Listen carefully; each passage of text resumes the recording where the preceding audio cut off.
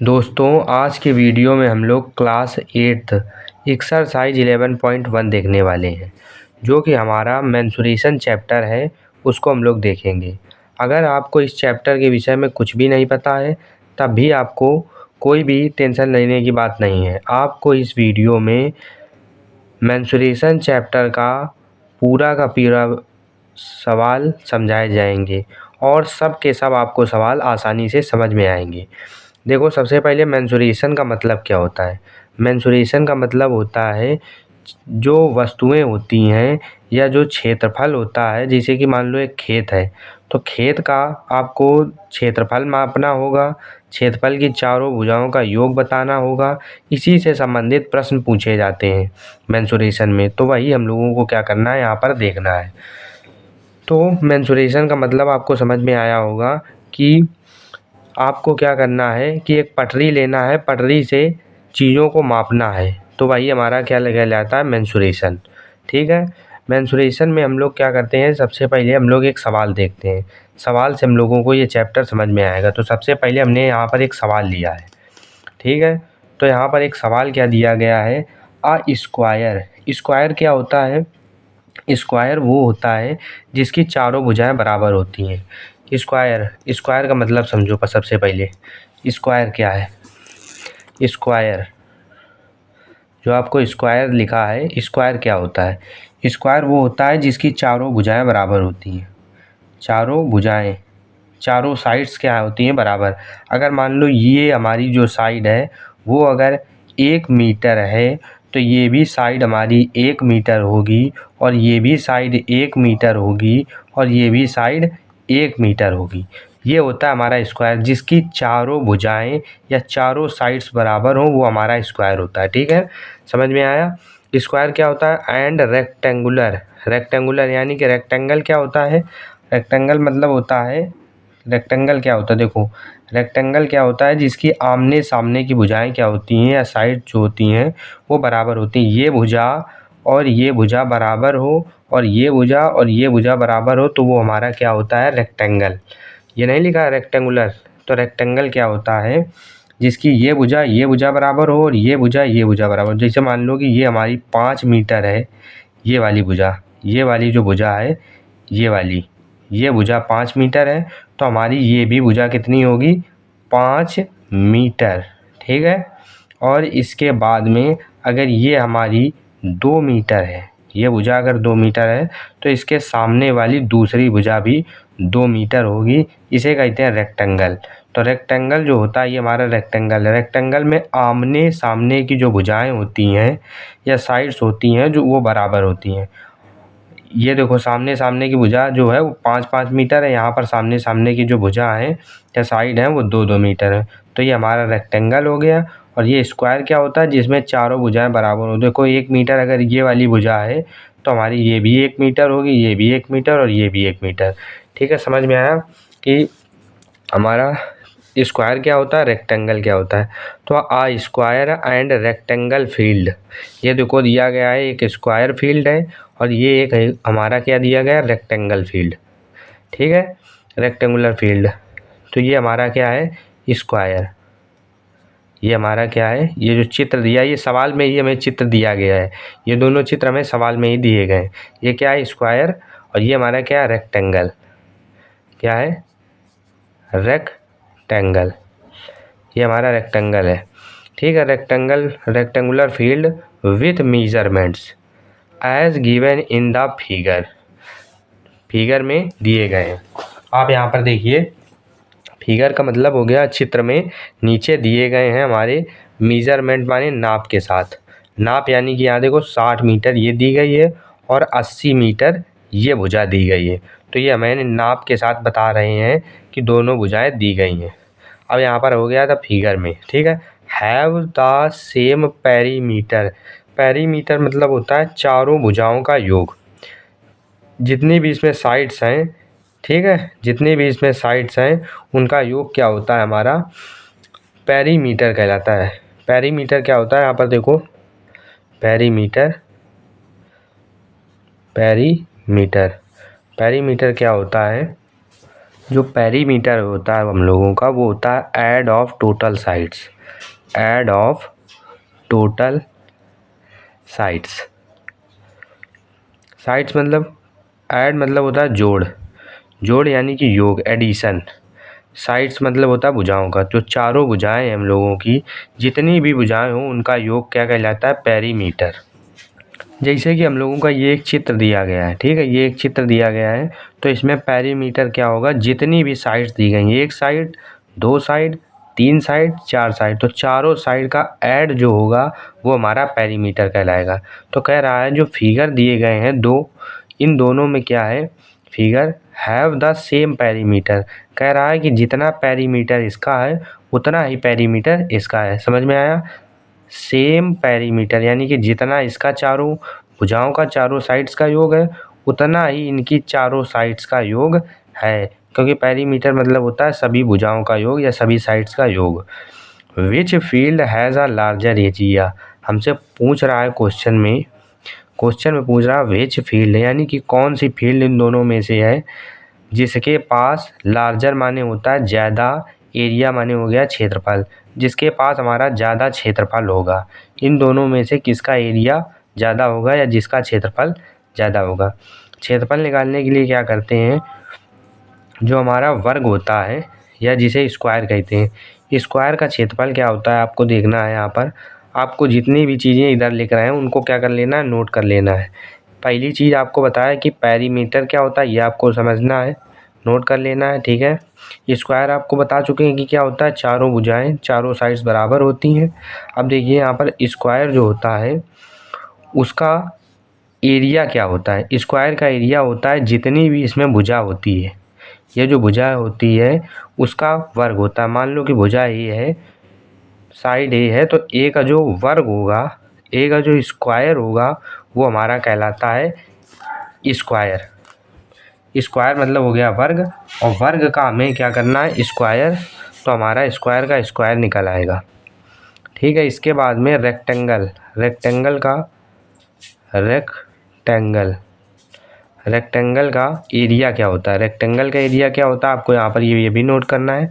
Rectangle का area होता है, अगर कोई रेक्टेंगल आपको यहाँ पर जैसे कि देखिए यहाँ पर दिया था ये 5 और 2, तो इसका एरिया क्या होगा? एक भुजा इधर वाली लेनी है और एक भुजा इधर वाली, तो उन दोनों का आपस में गुणा कर देना। जैसे कि ये 5 दिया गया, 5 लिखना है, इधर वाली एक भुजा क्या है? ये 5, तो 5 लिख लिया, और एक बगल वाली भुजा, उन दोनों का आपको क्या करना है? मल्टीप्लाई। तो 5 दूनी की 10 आ गया, यही हमारा उत्तर हो जाएगा। तो इसी प्रकार क्या होगा यहाँ पर रेक्टेंगल का जो एरिया होता है वो b इंटू डी होता है। b क्या है? b हो गया मतलब कि इसकी चौड़ाई, ब्रेड्थ, और d हो गया इसकी डेप्थ। डेप्थ यानी हो गया गहराई। ब्रेड्थ माने होता है चौड़ाई और डेप्थ माने होता है गहराई। ये देखिए यहाँ पर एक आयत है, और आयत की जो ये भुजा है वो b है और ये भुजा क्या है? d। तो हम लोगों को इसका एरिया निकालने के लिए b इंटू डी करना पड़ेगा, ठीक है। आपको यहाँ पर लिख दिया है। अब देखिए यहाँ पर, अब हम लोग इसको हल करते हैं। शुरुआत से आप दोबारा पढ़िए। आ स्क्वायर है and rectangle field measurement given in the figure. Figure में इन दोनों के गिवन दिए गए हैं। अब इसके बाद में have the same perimeter. Perimeter मतलब हो गया, आपको बताया है ऐड ऑफ टोटल साइड्स। तो आपको क्या करना है? टोटल साइड्स का योग करना है। आपको बताया ये स्क्वायर है, ये एक रेक्टेंगल है। अगर आपको बताया कि स्क्वायर जो होता है उसकी चारों साइड्स आपस में बराबर होती हैं, तो आपको बताया था स्क्वायर की चारों साइड्स बराबर होती हैं। अगर ये आपको 60 मीटर दी गई है चित्र में, तो ये भी आपकी 60 मीटर होगी। इधर भी क्या होगी? ये वाली जो भुजा है ये वाली, ये भी 60 मीटर होगी, और ये भी आपकी 60 मीटर होगी, ये भी 60 मीटर होगी, और ये भी आपकी 60 मीटर होगी, क्योंकि चारों साइड्स बराबर होती हैं। तो 60 मीटर चारों हो गई। और इसमें देखिए आपको बताया था कि अगर ये आपकी 80 है, 80 है, 80 दी गई है, 80 मीटर, तो इसके सामने वाली भुजा भी बराबर होगी, क्योंकि एक रेक्टेंगल है। आपको बताया था जो रेक्टेंगल होता है उसमें आमने सामने की जो साइड्स होती हैं वो बराबर होती हैं। तो ये जो रेक्टेंगल है इसमें अगर ये 80 मीटर दिया गया है तो इसके सामने भी 80 मीटर होगा, तो ये यहाँ पर भी लिख देंगे 80 मीटर, ठीक है। अब इधर वाला हमें ये पता नहीं है, ठीक है, इसी को हमें यहाँ पर निकालना है। जब ये हमारा निकल आएगा तब हमारा उत्तर हम लोग निकालने में जल्दी आ जाएंगे। अब देखिए जो स्क्वायर है, स्क्वायर का क्षेत्रफल क्या होता है, ए स्क्वायर। ए मतलब होता है भुजा। जैसे कि ये एक स्क्वायर दिया गया है, स्क्वायर की अगर ये एक भुजा ए है, ये भुजा ए है, तो इन दोनों का जो गुणा होगा वो ए स्क्वायर होगा, क्योंकि इसकी चारों भुजाएं बराबर हैं, चारों भुजाएं बराबर हैं। तो एक आपको स्क्वायर करना है। आपको यहाँ पर ए दिया गया है, ए कितना है 60 मीटर। तो आपको स्क्वायर का एरिया आराम से आप निकाल सकते हैं यहाँ पर, बाद में निकालेंगे। सबसे पहले हमें कहा है कि सेम पेरीमीटर है, सेम पेरीमीटर यानी कि दोनों के जो परिमाप हैं पेरीमीटर हैं ऐड ऑफ टोटल साइड्स बराबर हैं। अगर इसकी टोटल साइड्स कर लें बराबर हैं और इसकी टोटल साइड्स क्या है बराबर, इसको मान लीजिए कि ये हमारी जो है वो डी है। कितनी है डी। अगर ये डी है तो ये अगर डी है हमारी, तो इसके सामने वाली भी डी ही होगी। क्यों डी होगी, क्योंकि ये एक रेक्टेंगल है। रेक्टेंगल में हमने मान लिया है कि इसकी ये जो साइड है वो डी है, तो इसके सामने वाली भी साइड क्या होगी, डी होगी। अब देखिए यहाँ पर हमें पता है कि सेम पेरीमीटर है। पेरीमीटर मतलब ऐड ऑफ टोटल साइड्स, यानी कि इसकी टोटल साइड्स और इसकी टोटल साइड्स बराबर होंगी। क्या मतलब है, add of total side, add of total sides of square. एक तरफ लिखेंगे add of total sides of square, मतलब कि स्क्वायर जो है, स्क्वायर की टोटल साइड्स का योग बराबर होगा किसके, रेक्टेंगल के। Add of total sides of rectangle. ये क्यों किया, क्योंकि ये हमें प्रश्न में दिया गया है। देखिए यहाँ पर सेम पेरीमीटर कह रहा है, पेरीमीटर सेम है, तो हमने क्या किया, स्क्वायर का जो पेरीमीटर होता है, स्क्वायर का पेरीमीटर और रेक्टेंगल का पेरीमीटर बराबर कर दिया, क्योंकि हमें प्रश्न में ही दिया गया है कि इन दोनों के पेरीमीटर सेम है, तो हमने बराबर कर दिया। अब हमें क्या करना है, पेरीमीटर मतलब होता है ऐड ऑफ टोटल साइड्स।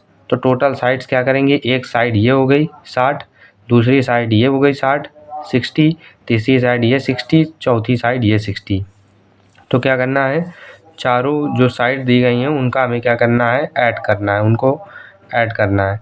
तो चारों साइड्स को ऐड करेंगे तभी हमारा पेरीमीटर आएगा। तो हम क्या करेंगे, 60 लिखा, एक साइड को लिखा 60, फिर दूसरी साइड भी हमारी क्या है 60, देखो ये 60 लिखा है, प्लस करना ऐड यानी कि प्लस 60, प्लस क्या करना है, फिर तीसरी साइड क्या दी गई है 60 प्लस 60 प्लस लिखा, फिर चौथी साइड क्या दी गई है 60।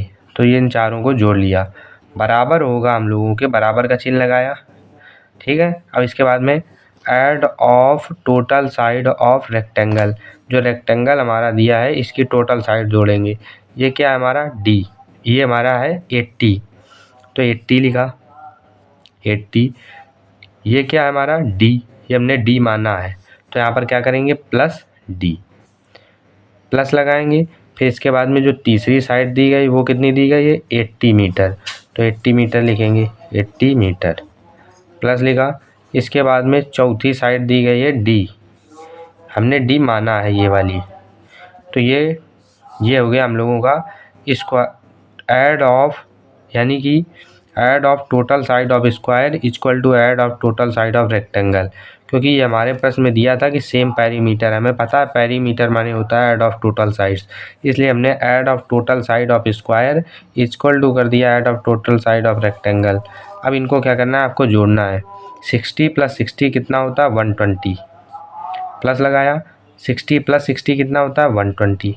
ये 60 प्लस 60 120 लिख दिया, और ये 60 प्लस 60 क्या लिख दिया 120, इक्वल टू लिखा 80, ये 80 और ये 80 मीटर। मीटर को यहाँ पर लिखना नहीं है, 80 लिख दिया, 80 को जोड़ो 160, प्लस लगाया, और प्लस डी को और डी को जोड़ो, डी और डी को ऐड करना है, तो क्या होगा 2D, क्योंकि ये एक 1D है और ये एक 1D है, तो 1 और 1D को जोड़ेंगे तो क्या होगा 2D हो गया, ठीक है। इसके बाद में 120 और 120 को जोड़ना है, तो क्या होगा 120 और 120 को अगर आप जोड़ेंगे तो 2 2 4 और 1 1 2 240, इक्वल टू हो जाएगा 160 प्लस 2D। अब क्या करेंगे, 160 को उधर भेजेंगे। 160 को अगर हम लोग उधर भेजेंगे तो 160 अगर इधर प्लस में है तो उधर जाएगा माइनस में हो जाएगा। तो 240 माइनस 160 इक्वल टू 2D आया। तो 240 में 160 अगर माइनस करेंगे तो कितना आएगा, 0। और देखो यहाँ पर हम लोग घटाते हैं, 240 में 160 अगर आप लोग घटाएंगे तो क्या आएगा, 0। इधर से एक उतारा लिया, यहाँ हो गया 14 में 6 गया, बचा 8 और 0, तो 80 बचा यहाँ पर। तो हमारा क्या आ जाएगा, 80 इक्वल टू हो गया 2D। अब 2 इसके D के क्या है, गुणे में। अगर 2 को हम लोग इसके नीचे भेजेंगे तो क्या आएगा, हमारा 40 आएगा। D equal to 80/2। D equal to 80/2 कर दिया तो कट के कितना आ गया, 2 का अगर इसमें भाग देंगे, 2 चौको 8, 40, 2 4 जा 8, तो 40 आ गया। और क्योंकि हम लोग, आपको पता है कि ये सब चीज़ें हम लोग मीटर में लिख रहे थे, ये देखिए metre 60 metre 60 metre 60 metre 60 metre 80 metre 80 metre, तो यहाँ पर भी आपको क्या करना है, आखिरी में मीटर लिख देना है। तो डी का मान हमें पता चल गया कि डी इक्वल टू आ गया 40 मीटर। ठीक है, डी इक्वल टू 40 मीटर आ गया। जो हमारा यहाँ डी था वो कितना आ गया, 40 मीटर। अब यहाँ पर हमें क्या करना है कि इसका हमें एरिया निकालना है, स्क्वायर और रेक्टेंगल का। और हमसे पूछा था which field has a larger area. देखिए दोस्तों, हमने जो पीछे निकाला था डी का मान रेक्टेंगल के लिए, वो भी हमने यहाँ पर रख लिया है। जो दिया था 80 मीटर वो भी रख लिया है, जो पहले से दिया था वो भी निकल लिया है। अभी तक हमने केवल 40 मीटर का मान निकालने के लिए ये सब किया था। ठीक है, अब आपको बताया था स्क्वायर का एरिया और रेक्टेंगल के एरिया में आपको क्या करना है, कंपेयर करना है कि किसका एरिया ज़्यादा होगा। यही हमसे प्रश्न में पूछा गया है। ये आप देखिए यहाँ पर लिखा है which field has a larger area, किस फील्ड के पास हमारा लार्जर यानी कि ज़्यादा एरिया है। तो हमने आपको बताया था कि स्क्वायर का एरिया क्या होता है, रेक्टेंगल का एरिया। तो हम लोगों को क्या लगाना है, स्क्वायर का एरिया का फार्मूला लगाना है, जो आपको बताया था स्क्वायर एरिया का आपको फार्मूला बताया था कि ए स्क्वायर, ए मतलब होता है साइड, ए का मतलब होता है साइड। स्क्वायर की जो साइड है उसको आपको एक ही जगह पर रखना है। एक ही जगह पर स्क्वायर की जो साइड, स्क्वायर की चारों जो साइड्स होती हैं वो बराबर होती हैं। आप 60 मीटर ले लीजिए, 60 मीटर आपको रखना है। आप कहीं पर भी देख के 60 मीटर लिख सकते हैं। आप चाहे यहाँ पर देखें, चाहे यहाँ पर, चाहे यहाँ पर, चाहे यहाँ पर, आपको क्या मिलेगा, 60 मीटर। आपको एक ही जगह पर क्या रखना है, 60 मीटर, और इसका क्या कर देना है, स्क्वायर। ठीक है, 60 मीटर का हमने क्या किया, स्क्वायर कर दिया। तो 60 का स्क्वायर जब करेंगे तो क्या आएगा, 60 इंटू 60। इसका जब आप क्या करेंगे गुणा, तो 6 मल्टीप्लाई बाई 6 36 आएगा, और डबल ज़ीरो यहाँ पर लिख देंगे। तो ये क्या आ गया, 3600 आ गया स्क्वायर का एरिया। अब यहाँ पर क्या है, हमें दिया था मीटर, 60 मीटर। तो क्या करना है आपको, साथ में यहाँ पर मीटर का क्या करना है, यहाँ पर हम लोगों ने स्क्वायर चढ़ाया था, तो यहाँ पर आपको मीटर का स्क्वायर करते हुए अलग से चले आना है। मीटर का स्क्वायर करेंगे तो मीटर का स्क्वायर ऐसे लिखेंगे, और इसके ऊपर ऐसे लिखेंगे, और इसके ऊपर यहाँ पर उत्तर आ जाए। तो 3600 मीटर स्क्वायर हमारा आंसर आ गया, स्क्वायर का एरिया। अब हम लोग रेक्टेंगल का एरिया निकालते हैं। आपको रेक्टेंगल का एरिया के लिए भी सूत्र बताया था कि रेक्टेंगल का एरिया क्या होता है। तो यहाँ पर रेक्टेंगल का एरिया हम लोग निकालेंगे। रेक्टेंगल का एरिया होता है हम लोगों का बी इंटू डी। बी क्या बताया था, ये जो भुजा होती है ये वाली, इसे कहते हैं बी यानी कि चौड़ाई, जिसे ब्रेड्थ कहते हैं, और ये कहते हैं इसे डी अभी हम लोगों ने निकाला था। डी माने होता है डेप्थ माने होता है गहराई। तो बी का मान आपको पता चल गया। बी का मान क्या है, 80 मीटर दिया था। ठीक है, 80 मीटर मल्टीप्लाई बाय डी का मान क्या है, डी होता है हम लोगों का 40 मीटर। 40 मीटर हम लोगों ने निकाला है, ठीक है, 40 मीटर निकाला है। और इसके बाद में 88 गुणा 4 करेंगे, क्या आएगा 32, और डबल ज़ीरो लगे तो डबल ज़ीरो आपको लगा देना है। तो इनका 80 मल्टीप्लाई बाय 40 करेंगे तो 3200 आएगा मीटर स्क्वायर। ये मीटर स्क्वायर जब भी एरिया लिखा हो तब आपका मीटर स्क्वायर आ सकता है, सेंटीमीटर स्क्वायर आ सकता है, mm स्क्वायर आ सकता है, कुछ भी स्क्वायर में आ सकता है। जो आपके मात्रक होते हैं वो आपके स्क्वायर में आते हैं। तो यहाँ पर देखिए 80 का गुणा किया हम लोगों ने 40 से, और m का गुणा किया m से, तो क्या आया m स्क्वायर। क्योंकि यहाँ पर भी हम लोगों ने क्या किया था, m स्क्वायर। m स्क्वायर का मतलब जब हम लोगों ने m स्क्वायर किया, इसका मतलब होता है कि m इंटू एम। तो m इंटू एम करेंगे तो क्या आएगा m स्क्वायर, या m स्क्वायर करेंगे तो m इंटू एम आएगा। तो हम लोगों ने m इंटू एम किया तो क्या आया m स्क्वायर, यानी कि मीटर का स्क्वायर।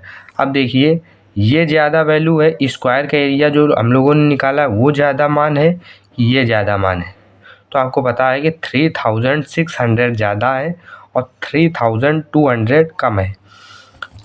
आप लोग देख सकते हैं साफ साफ, ये हमारा 3600 है, ये 3200 है, इसलिए ये हमारा ज़्यादा हो जाएगा।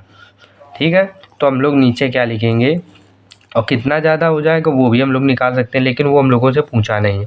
तो हम लोगों को क्या बताना था, किसका एरिया ज़्यादा होगा, स्क्वायर का एरिया ज़्यादा होगा या रेक्टेंगल का। तो हम लोग मान देखेंगे 3600 ज़्यादा है कि 3200। तो हमें पता चला 3600 ज़्यादा, इसलिए स्क्वायर का एरिया ज़्यादा होगा। यहाँ पर हम लोग नीचे लिख देंगे सो स्क्वायर एरिया इज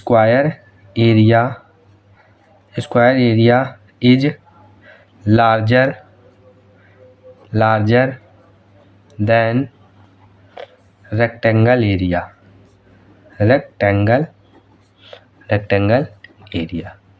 तो इस प्रकार से आपको क्या करना था, सवाल करना था। आपसे पूछ रहा था किसका एरिया ज़्यादा है, तो हमें पता चला रेक्टेंगल जो हमारा स्क्वायर है, स्क्वायर का एरिया ज़्यादा है। So square area is larger than rectangle area. जो रेक्टेंगल के एरिया से हमारा स्क्वायर का एरिया इसलिए ज़्यादा है। ठीक है, आज के वीडियो में यहाँ तक ही। अगले वीडियो में हम लोग इसके आगे के क्वेश्चन को देखेंगे। ठीक है।